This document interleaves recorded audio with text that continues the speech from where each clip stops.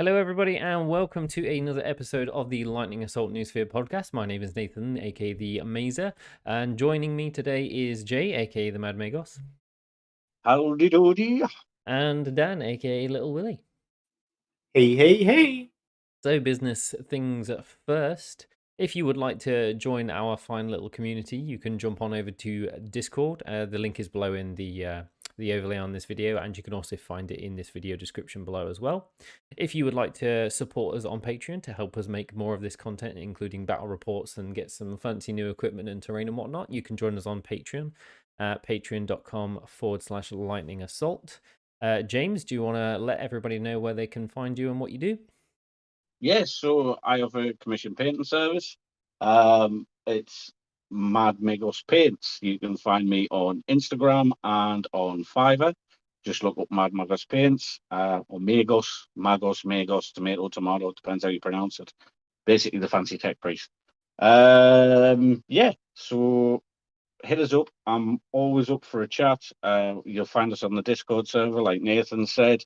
If you want to take a look at any of the work, I'd suggest have a look in Paint Booth. Use a few bits and pieces that's Nathan's and Dan's. I think the majority of it at the minute is mine. But yeah, I'll shut up and I'll let Dan have his say. Yeah, and you can find Dan precisely nowhere, as usual. Yeah, well, with us is Dan, aka Little Willy. Hey, hey. And if you would like to find us on Facebook, you can find us at facebook.com/lightning assault meadery, and the website is lightningassaultmeadery.com. Anyway, moving on to more interesting things. If you would like to support our local game store, Lightning, what's it? God, Dice Cavern Games. Jesus Christ, I lost it there. Yeah, Dice Cavern Games. He does 10% off of Warhammer and all Warhammer related products.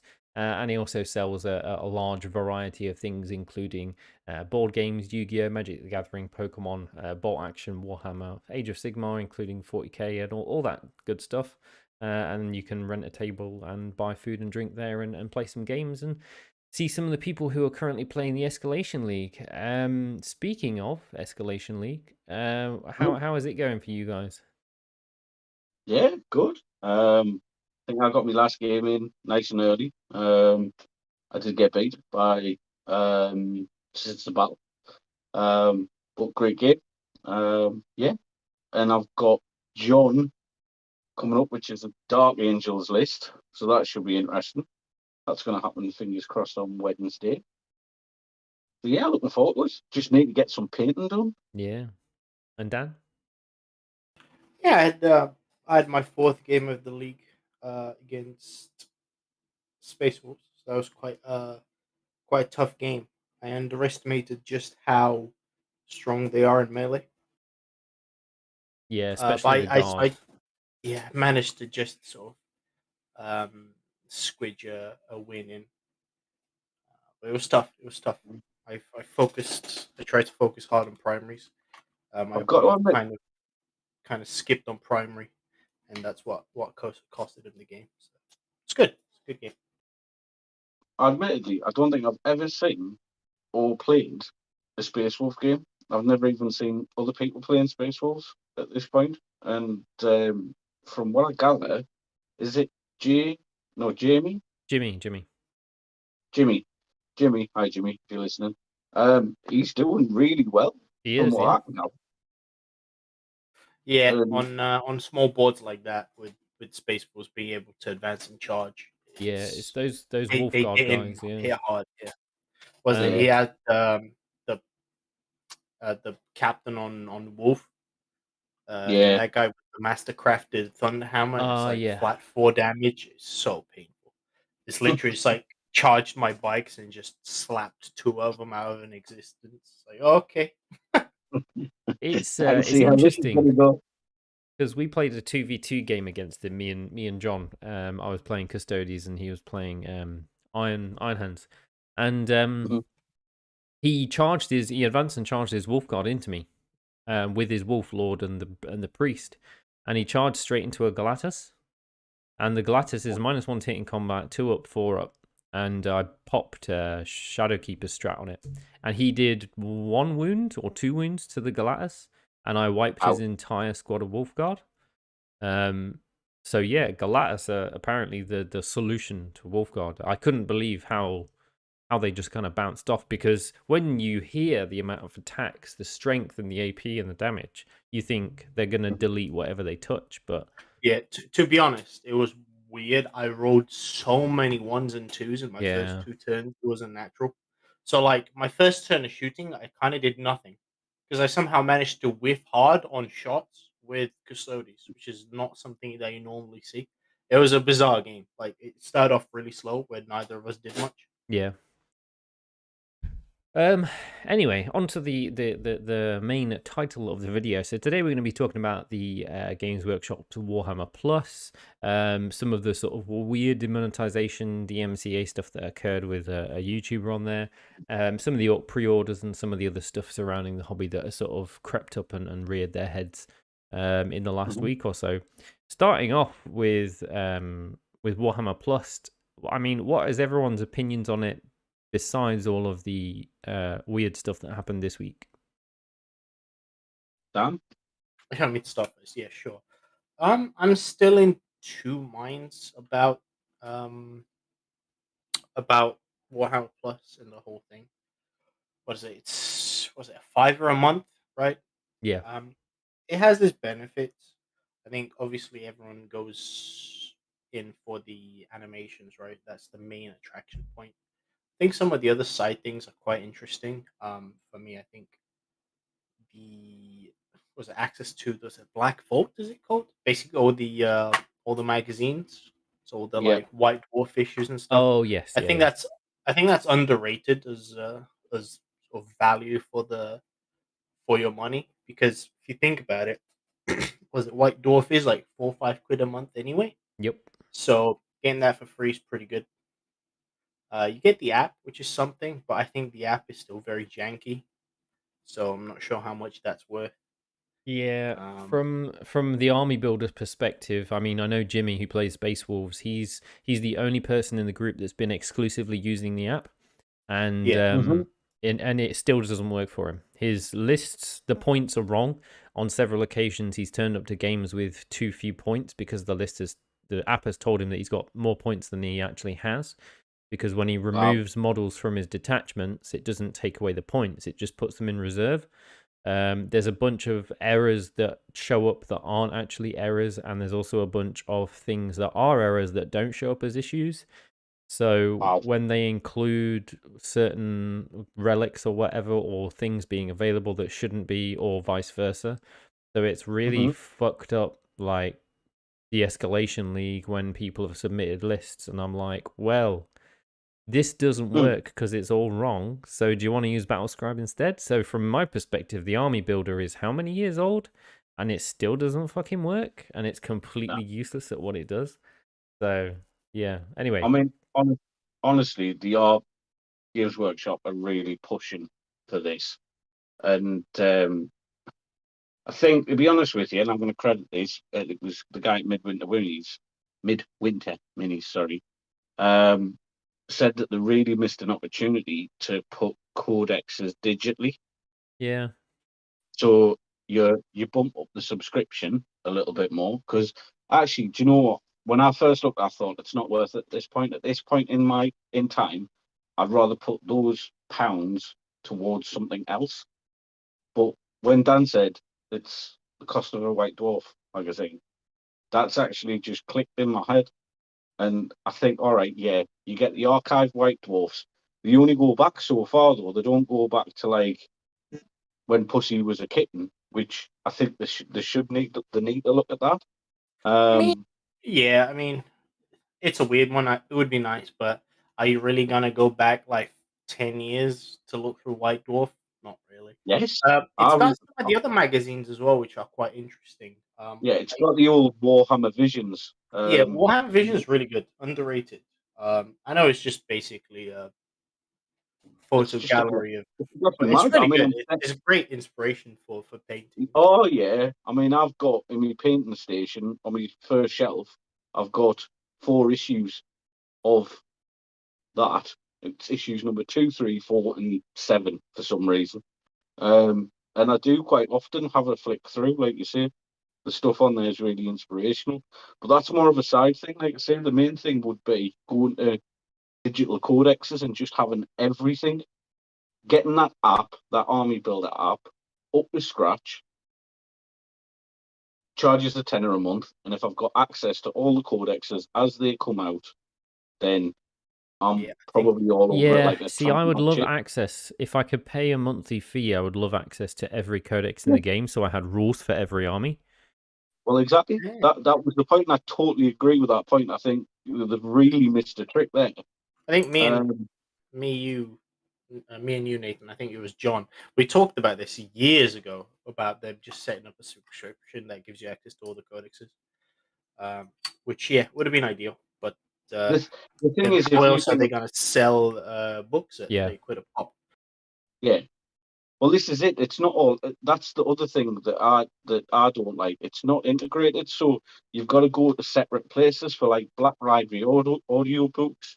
You've got to go onto a separate site or page for the archive of White Dwarfs. You've then got to go on a separate page if you want to watch the. It should just all be one thing.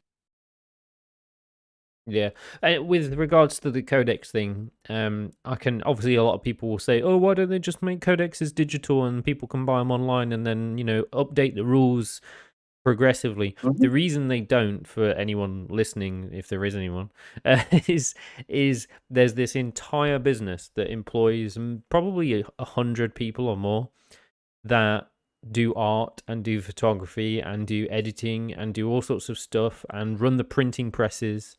And Games Workshop selling codexes employs a lot of people, physical codexes. And if they were to turn around and be like, we're releasing all of our codexes digitally, we're going to update them through the app every time there's an FAQ or an update, I think it would absolutely annihilate this entire business of making these books, and those people would lose their jobs. So on the one hand, I can see that it sucks for players not being able to access updated rules and these FAQs being printed pieces of paper. And on the other hand, I can also see how it would suck for these people that have been making codexes, physical codexes, and doing these jobs for a long time. It would, Yeah, You can do both. You can move those let's people be into the blunt. digital format. Like that's not. I don't think that's a valid excuse. No, I mean they're all printed and made in China. Yes, there's a team probably in Nottingham, like you say, putting it all together, but their skill set can easily be moved to other parts of the business. It's not even that. You still need someone to put the codexes together. Yeah. It's just not going to be printed. And Well, again, no, I mean, why you can still keep physical codexes. I mean, you might want to. They just have to make them like they do when they do the special edition ones. And I mean, let's be honest, it is a bit of a weird scenario because it is a physical tabletop game, which historically wouldn't really have any digital interaction. Yeah. But I think, and I'm going a bit deep here, I appreciate that. Like, we are, as a society, we're now quite happy to have your tablet on the table. If you tried this 5 or 6 years ago, not everybody would have had access to a smartphone Yeah. that would be able to do that. And for that reason, like I say, I still think you should keep the physical copies, but they don't need to print hundreds of thousands of them for them to sit on shelves going out of date, Yeah. in a year's time or 2 years' time. I think the other harsh reality is that it's the modern age and they need to keep up or be overtaken.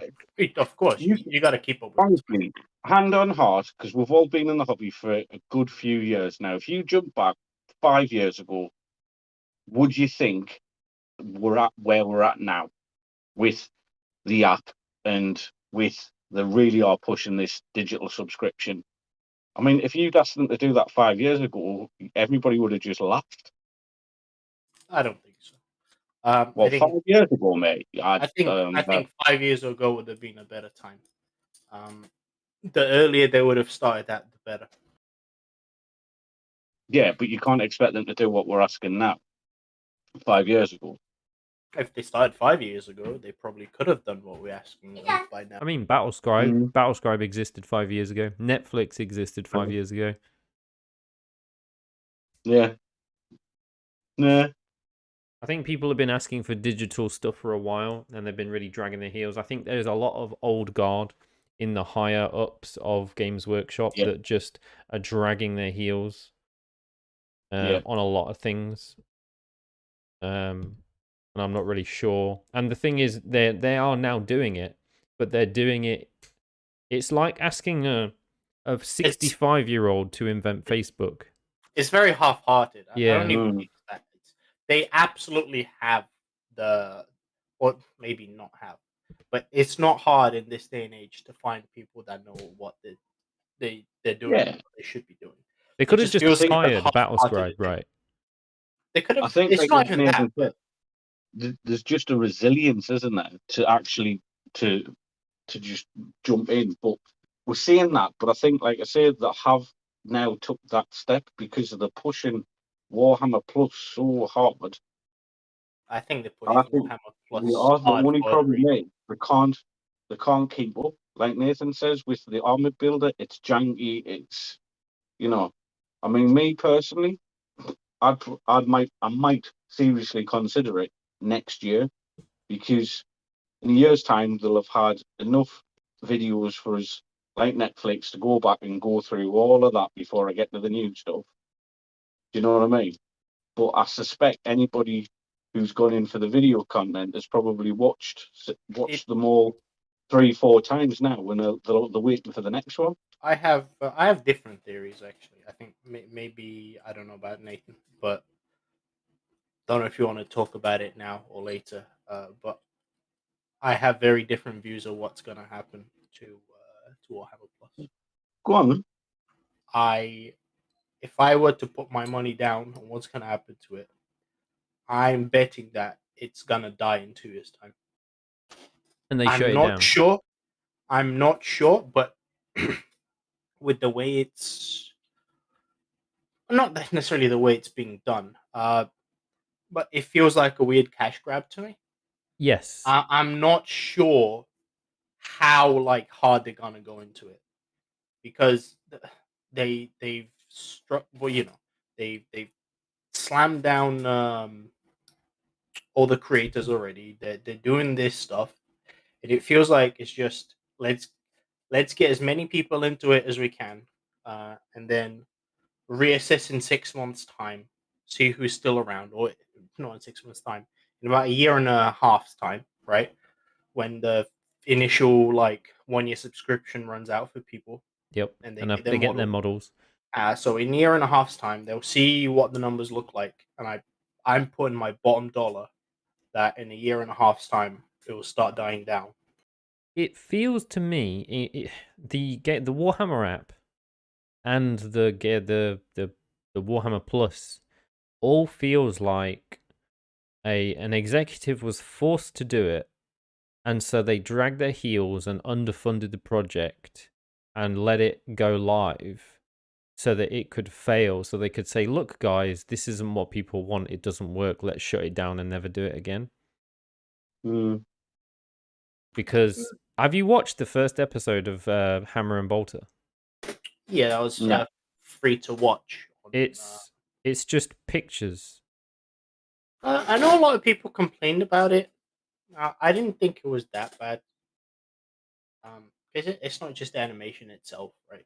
It's voice acting and all that. Yeah, it's just. I thought the voice acting was pretty decent. I haven't seen the other episodes again. I'm not actually subscribed. I was tempted to, again, just for the model. Yeah, I was tempted to just for the model, but then obviously Midwinter Minis did his review of it, and I was like, I was tempted to do it just for the model and maybe for the animations, but when he mentioned that the animations were not really what was claimed, I was like, Well, it depends. We only got some of the stuff. Yeah. I mean, it's pretty sparse. I'm not interested in White Dwarf. I'm not interested in Visions or the Archive. I'm not interested in their battle reports because they're going to be cringy as fuck. Like, have you seen the people that do their tutorial videos on how to play Underworlds and stuff like that? Like, that's not what I want to watch. I want to watch No. Spider and Bone fucking about on YouTube, or Tabletop Titans dicking around and doing shouting 7, not some Malcolm the Tanker Captain describing the Siege of Terror and maybe fixing their dice rolls and re-recording dice rolls so that they get what they want. It just, I don't know, it feels a bit greasy to me. The painting thing though, the painting thing looks fucking cool. Yeah, I would totally second that. And did any of you spend any time on Twitch watching Warhammer on Twitch? No, not really. When they did they did the pre-releases, and they would have like daily shows on for a couple of hours, and the presenters were Chris Peachy, Nick Baton, Ben Shepherd, I think it was in for a while, and then he dipped out to do other things. Obviously, they wouldn't tell you. And then what's the girl's name? Louise. I can't remember. So she's Savage Joke guy, I'm sure, on Instagram, etc. But they were good crack. I mean, Wade Price is a brilliant presenter, and I think he's doing something. He's doing the law section on it, where they go over. Oh, the Law Masters. Well, our Law Masters, and honestly, like I'd probably want to watch it just for that. See, that's the other thing. Like, I'm vaguely interested in the lore and being presented in a decent fashion, but I prefer absorbing my lore from places like Adeptus Ridiculous. Like, to me, that is probably the best way to reach me personally and get me to learn new things about the lore. I don't know. Yes, at the end of the day, it's different people look. All look for different things. It's horses. Well, that's it. It's horses for courses. Yeah. I mean, and that actually raises a point in itself.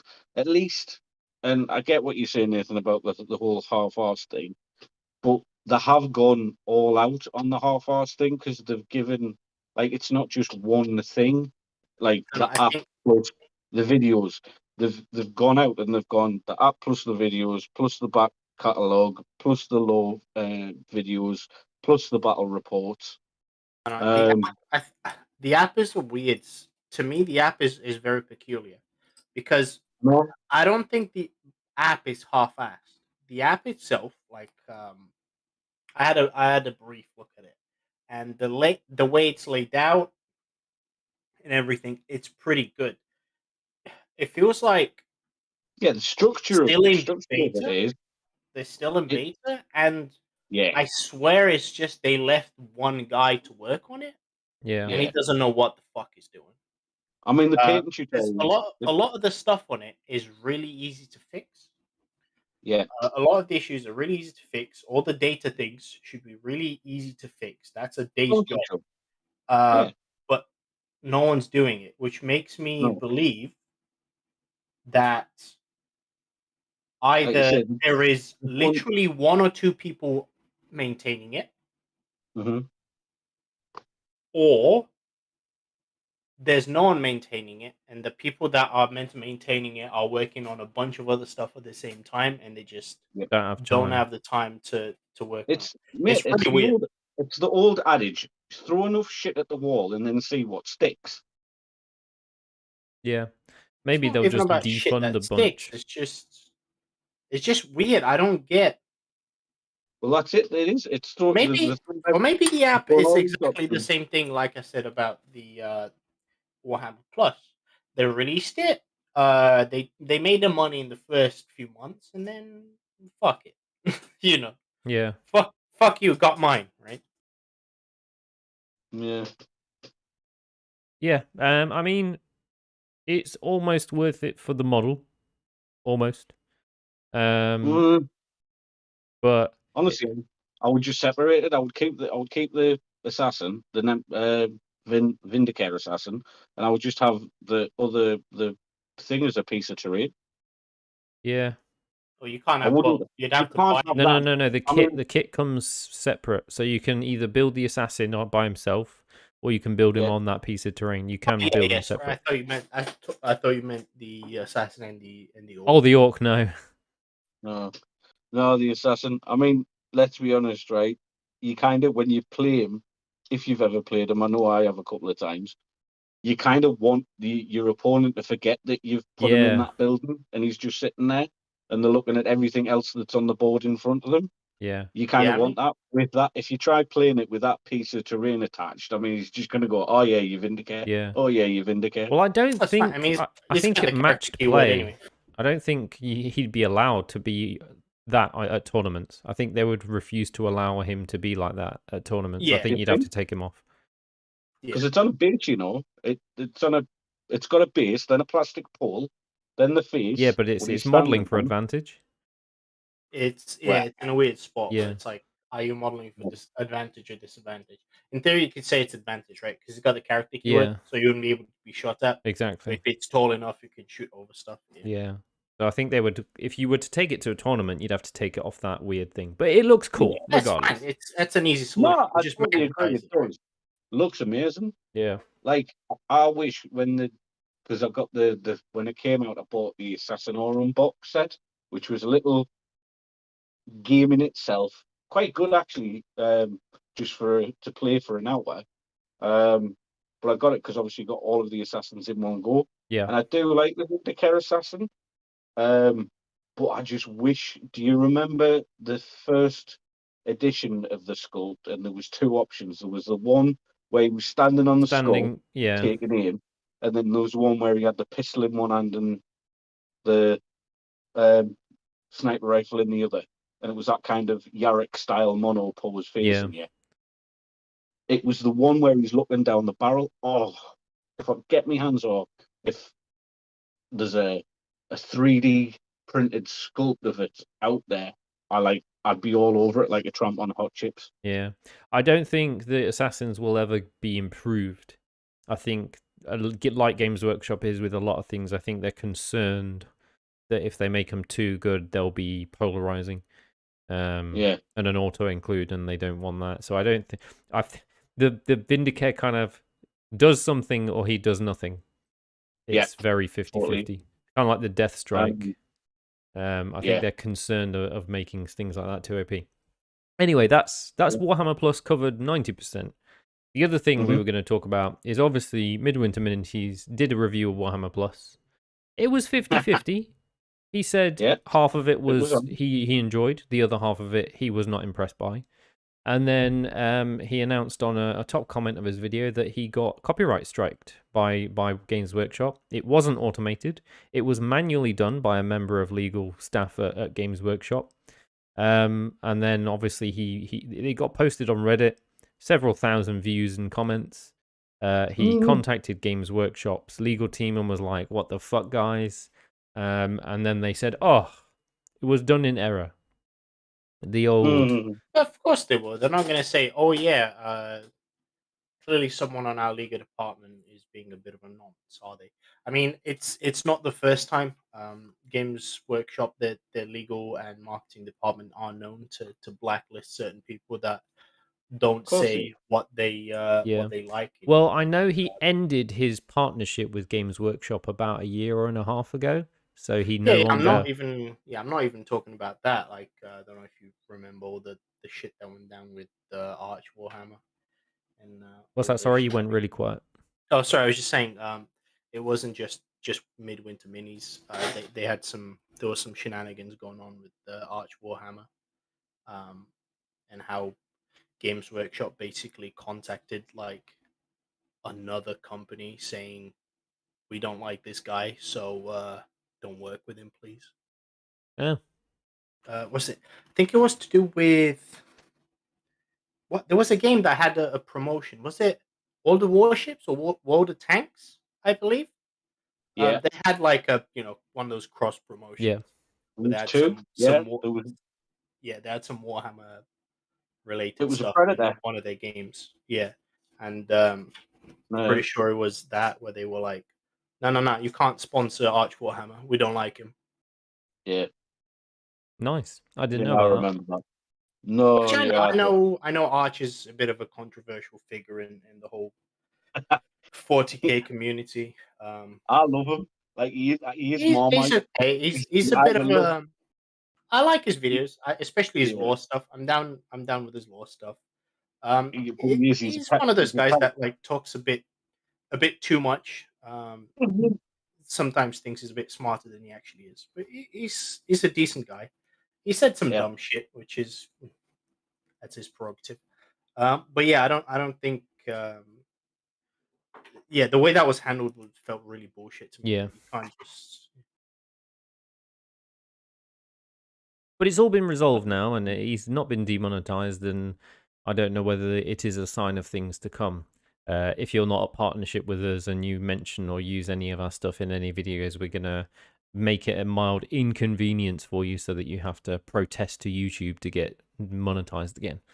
Because it's a real ball ache as a YouTube person to appeal against a strike against your account like that.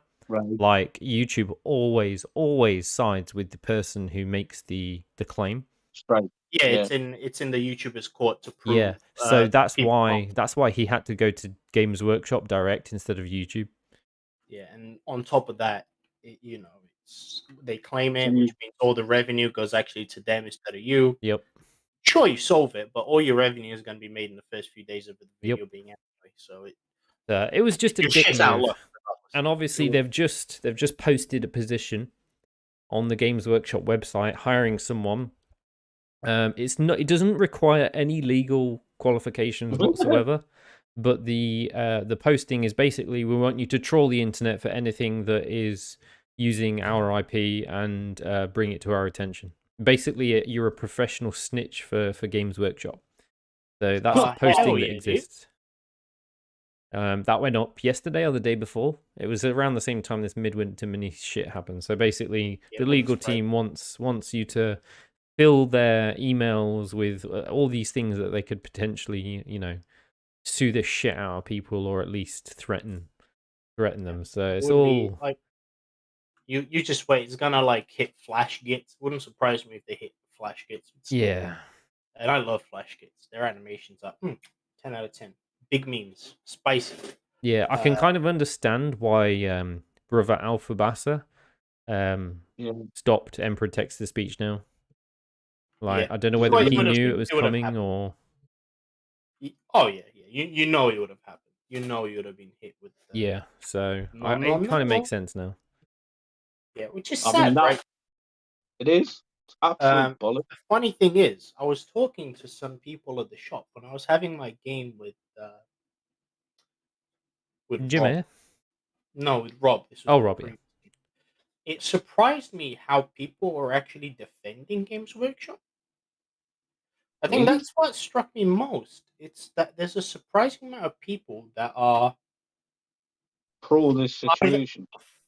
Pro situation, or just they just feel like there's nothing wrong, right? That's just Games Workshop protecting the IP, which really threw me off because, and my argument was, what other company does this? What other company goes out of their way to slam content creators for like what? Nintendo. Nintendo doesn't count. Nintendo's on a whole level of. They are becoming Nintendo though. Yeah. But it's weird. It's only Nintendo Japan, which are like just straight up like raging lunatics. They hate their fan base with a passion. They do. It's bizarre. Nintendo is just oof. I don't understand what's wrong with that company. But yeah, besides Nintendo, right? What other company goes after its creators? No one.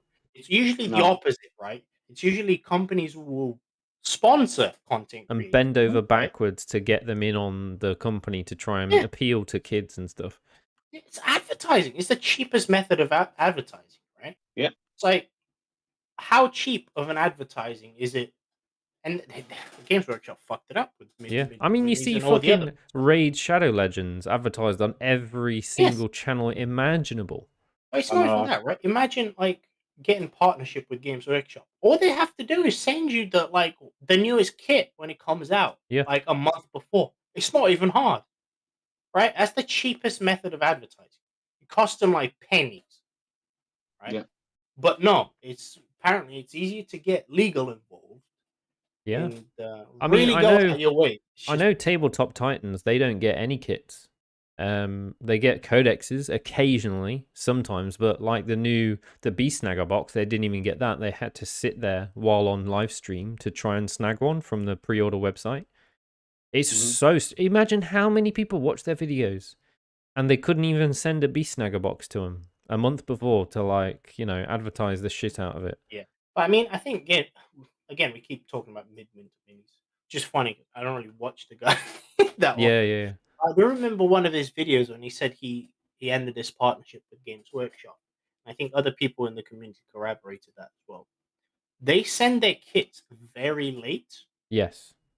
like days before they actually come out. Yeah. So they don't even give them time to actually paint them up. I think they just have like really bad production speed on everything. I think they do everything like... Everything's behind. I think their entire manufacturing process is just always running behind, like for books, for kits, for plastic, for releases, everything. Yeah. Nothing is ever in stock when it releases. It's always got like hardly any stock that disappears within 15 minutes. It's just a bit weird. Yeah. I mean, who knows? Is it that just because there's too much like demand for it? Maybe. No, But speaking of books, sorry, go ahead. I think no, they should know. Cheers, man. They should know that. They should know. We should have an understanding of the demand. But the thing is, they're not an active company. Their ethos isn't an active ethos; it's a reactive. So they throw something out. Again, I'm using me shit against the wall analogy. So they throw something out, and then they see people go mental for it, and they go, "All right, okay, so we can actually run this." 10,000 boxes and then start to get them out on the back burner. Like I say, they won't just go, right, let's get 10,000 boxes, flood the shelves and see what happens.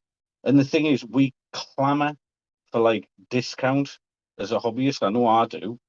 If I can get, like, you bought the Beast Snagger box, Nate, and because you know that you're probably going to use 90% of the stuff that's in there. And if you bought them all separately, when they're all released separately, it'd probably cost you another, what? Twice the price. 25? It would be double. 25, I mean, the fucking... double? The character alone's 26 quid. The Beast Snag boys on Beast Snag, the fucking cavalry units are 36 quid each. The Beast Snagger boys are another 40 quid each. It's obscene. And the thing is, it's a pack of when you four, think about it, right? And this here's the thing. So they don't throw them out, and they might turn around and say, "Oh well, we can't afford to like run the risk and stuff like that, and the models might not sell, and then we'd have to repackage them." Yet they've done these deals with Hatchet for Conquest and now Imperium, and you can pick up a figure that they're selling on their web store. How much is a Lieutenant? About 20 quid? Something like that.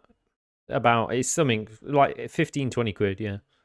Yeah, most character models now for 40k start at around about the 20 quid mark, don't they? And then they go between 20 and 30.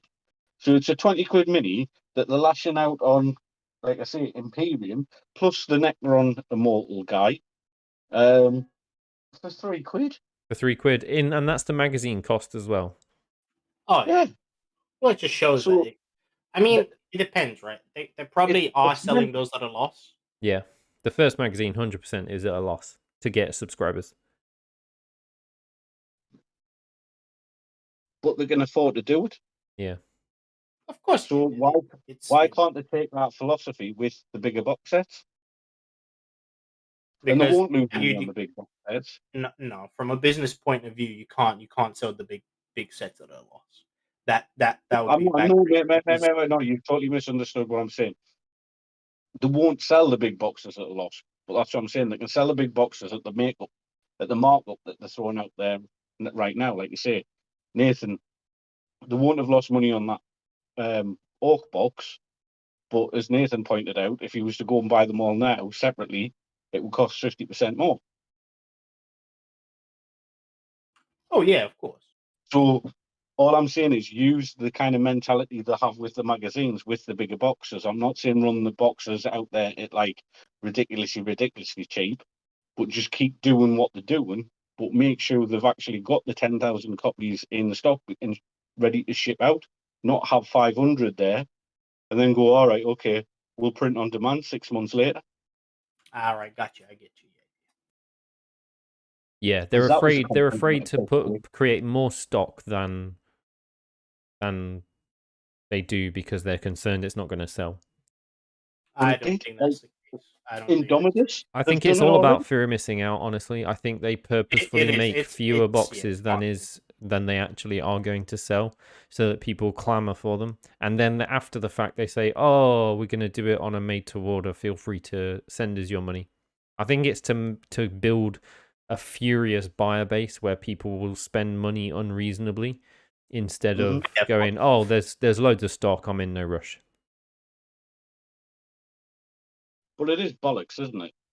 Yes, but it's a good business decision on their part. It's a good business decision. It also means that they don't have to like go overboard on printing, right? Yeah. They'll print as much as they can without stressing their printers out. They'll print the kits. Go, here you go. We only have this many. And when they sell out, they'll go, oh, because you guys want them so much. Here you go. Well, we're so kind. We're gonna make you some more, just out of the kindness of our own hearts. Give me your fucking. Well, not Yeah. that, but that's what I'm saying. They do that 6 months later, and then you've got to wait another month to get a hold of your box. Yeah, exactly. Which is shite. It sucks for us, but as a business thing, it's entirely there to build hype for a product and to keep your customers sort of on the line, if you know what I mean.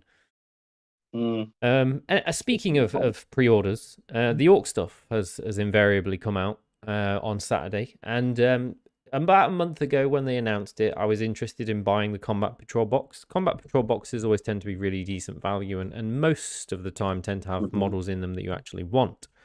The Ork Combat Patrol box, as I saw it a month ago, I was really interested in it because it had boys.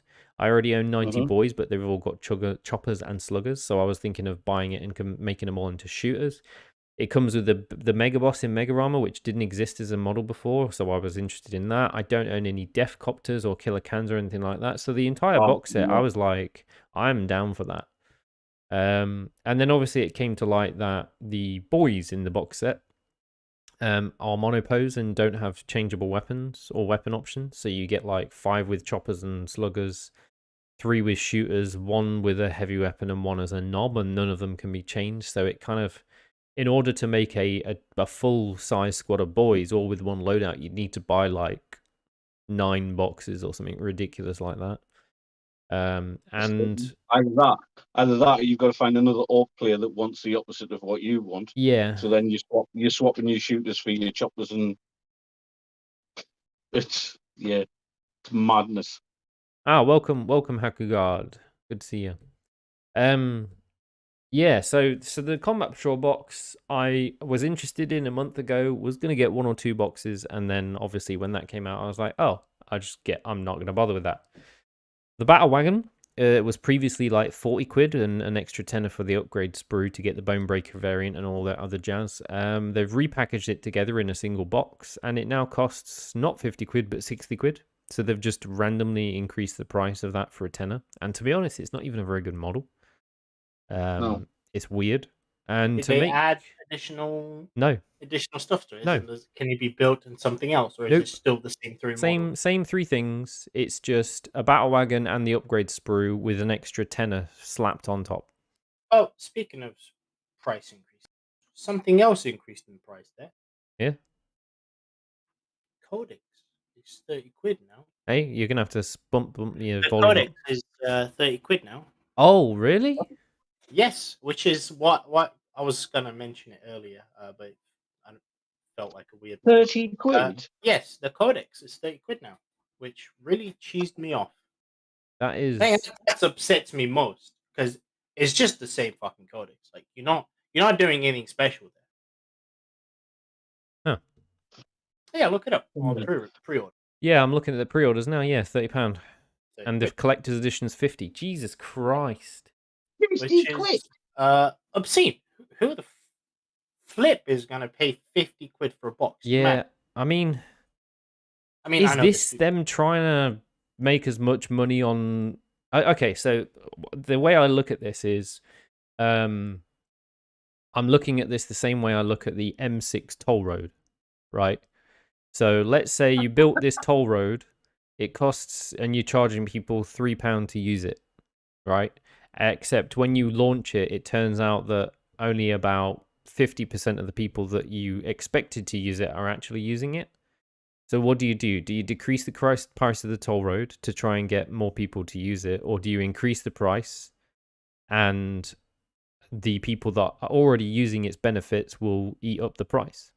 And that's what I'm seeing here. Loads of people are just not buying codexes. So instead of reducing the price of the codexes to get more people to buy codexes, they're just bumping the price to extract that lost money from the existing people who are going to buy it anyway.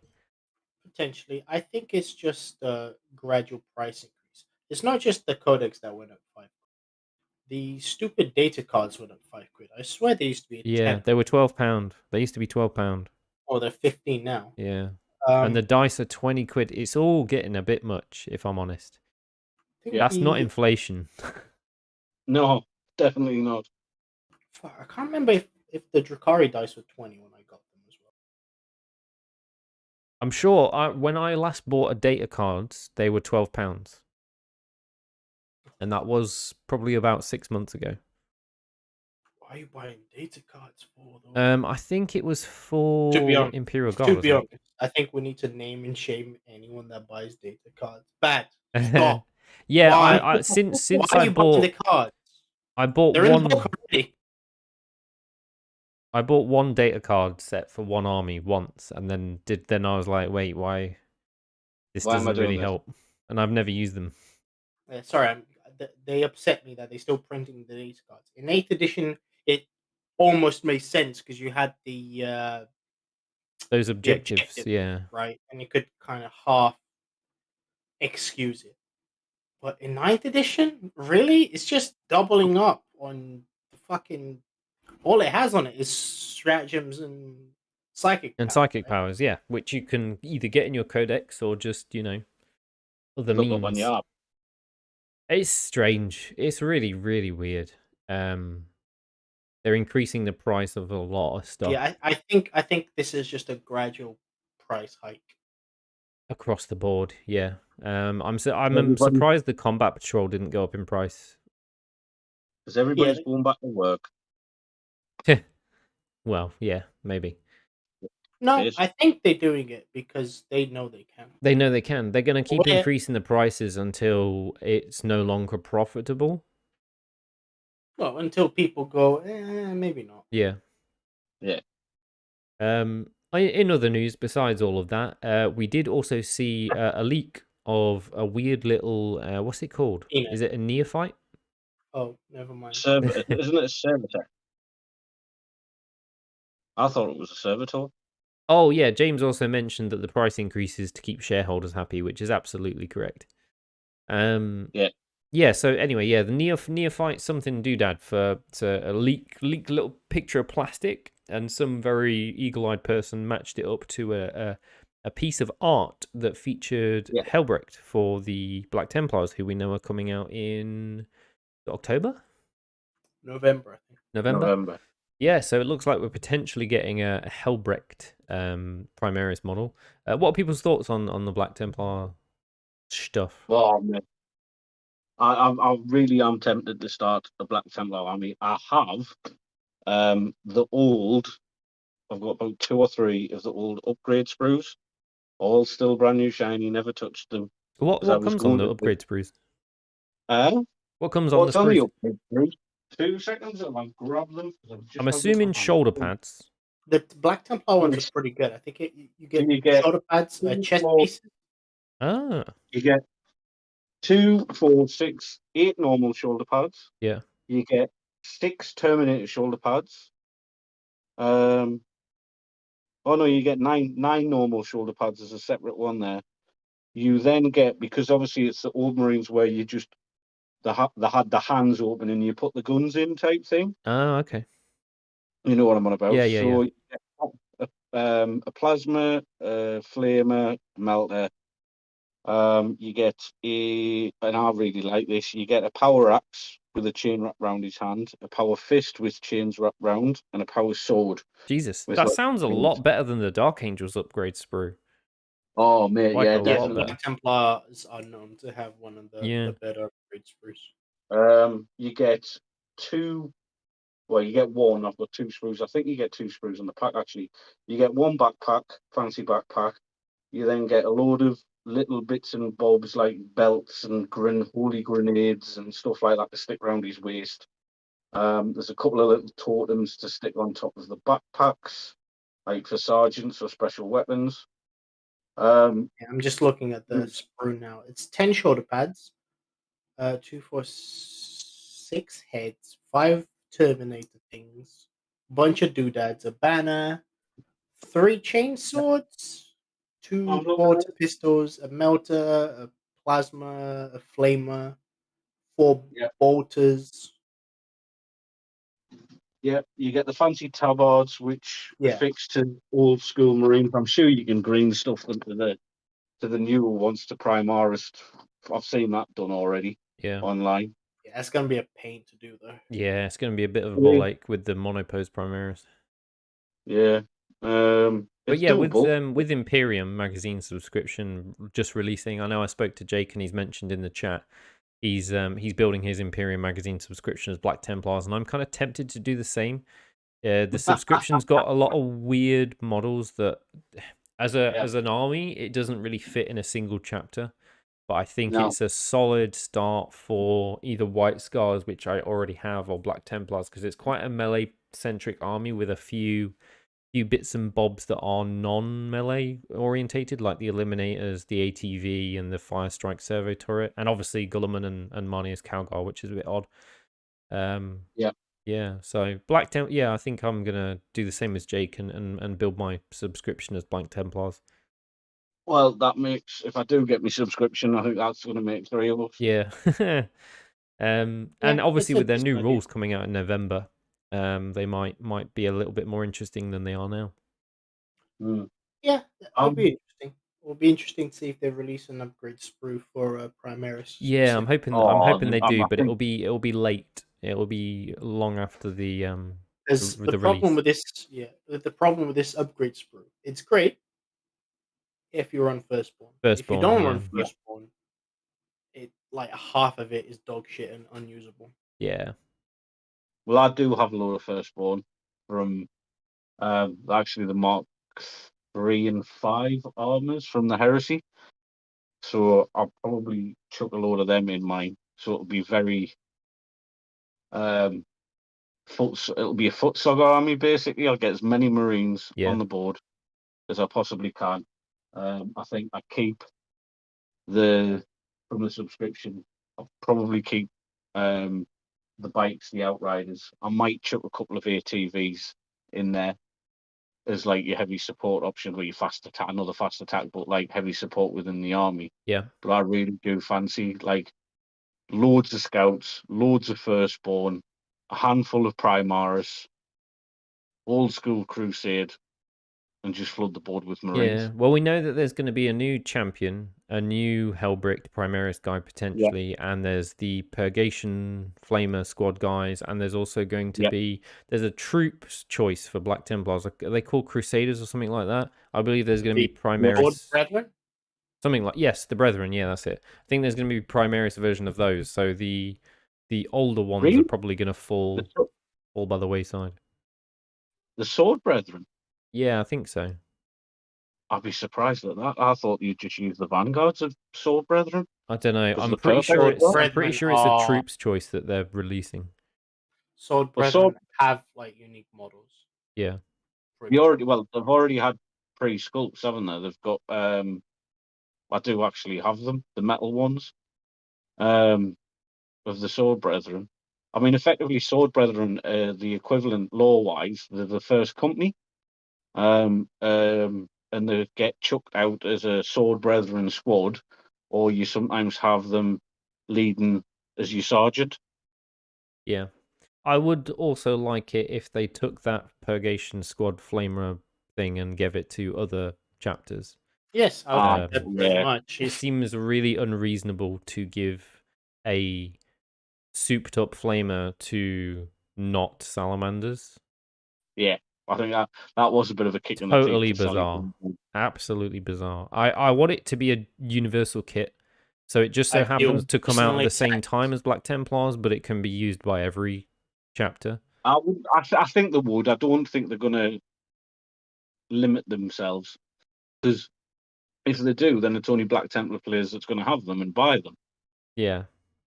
If they release some rules or they do an FAQ on the thing to say you can now include as a elite slot or a Yeah. they're not going to be fast attack either. So yeah, as an elite slot, you can now have up to with the following rules, and then just insert chapter name or codex or whatever they Yeah. normally do. I'm hoping there'll be troops, to be honest, because they're just troops with flamers. If they're elite, then they're gonna have to fight for a lot of slots from other models. The elite slot is always very heavily contested. Of course, it is. It is on every army. Yeah. I mean, Blood Angels players. It's all you want to run. Yeah. It's the only work. You know what I mean? I don't know, Dan. What you like with your Sallies? yeah, elite slot is also contested because for me the aggressors are in the elite slot, right? So if I want, Okay. there's a lot of stuff that I want to do basically in the elite slot, right? So you got your aggressors, which are, I wouldn't say mandatory, but they're so good in salamanders, right? Yeah. So you're on the flame aggressors, at least one squad, and then it's like, oh, Blade Guard veteran, they're pretty good because Salamander's got a stratagem, so basically, you know, you can make your flame aggressors untargetable. So you want to put your Blade Guard veterans in front and soak the damage. Yeah, there's a lot, right? You want your apothecary, which is pretty much an auto include in most Space Marine armies. Yeah. I want to, like, at the moment I'm tinkering with a list. I really want to use an Impulsor, 5 Blade Guard, and a Judicia, right? Put them all in transport and run that up the field. And again, Judicia is an elite. So yeah, it's elite slot's always busy in most armies. Yeah, I just base coated my my Impulsor in my White Scars colors. But I'm not running it in my list. I've changed my White Scars list, but I'm not running it. I just thought I'd prep. I thought I'd do a load of prep for some different armies. Anyway, is there anything else anyone wants to add before we wrap things up? I think that's pretty much it. I think we've talked everything to upset death. by the price hike of things that shouldn't be increased. I don't mind. Like, everyone's really excited about Black Templars, for example. For some reason, I don't. It's just another melee Space Marine army, Yeah. and they already have so many of them, which is odd. I don't. You got your Blood Angels, you got Frost Wolves, you got White Scars. Like, okay, another melee Space Marine army. Yeah, and it's going to be very difficult to differentiate them and make them all feel competitive because it's quite clearly going to happen. Some of them are going to be way more useful than others. Well, that's the problem when you got so many armies focusing on the same thing. They're not going to be on the same level, are they? Yeah. One of them is always going to be better. Yeah. The only other thing we'll quickly tag on the end is, does anybody have any thoughts about what the weird codex is with all of the different aliens on there? Oh, that's a template image. That's the image they use when they tease all new codexes that don't have names. Right. Okay. Yeah, that's not. It's a default image they use. It Right. doesn't mean anything, unfortunately. Oh wow. Yeah, they used it for the Dark Angels Codex. They used it for the Dark Eldar Codex. So it's just Indeed, yeah. So what do we think that codex might be? Oh, in December. I think people are suspecting Tyranids. Yeah, Nids or GSC, one of the two, or both. It will be one Imperium and one Xenos faction in December, but I think it's either Nids or GSC. I don't know. I'd like to see Nids. Nids need some new models, man. Yep, and a lot of new rules. They're not too bad rules-wise. Their codex is terrible. Their entire codex currently relies on Hive Guard. The entire codex does not function without an enormous backbone of Hive Guard. Everything else exists to keep the Hive Guard alive, which is dumb. Yeah, it's got its problem. It's still relatively playable. But it'd be nice to see new units. I'd love to see some Yeah. gaunts. And I'd like to see the stuff like that. monsters become a bit more monstrous.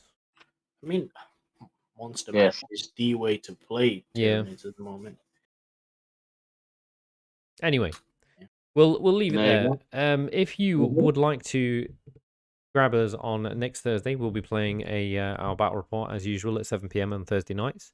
Next week, I believe we decided pre podcast that James will be playing Imperial Guard, and I'm going to look into playing Grey Knights, maybe a similar-ish but slightly modified version of James's list from last Thursday.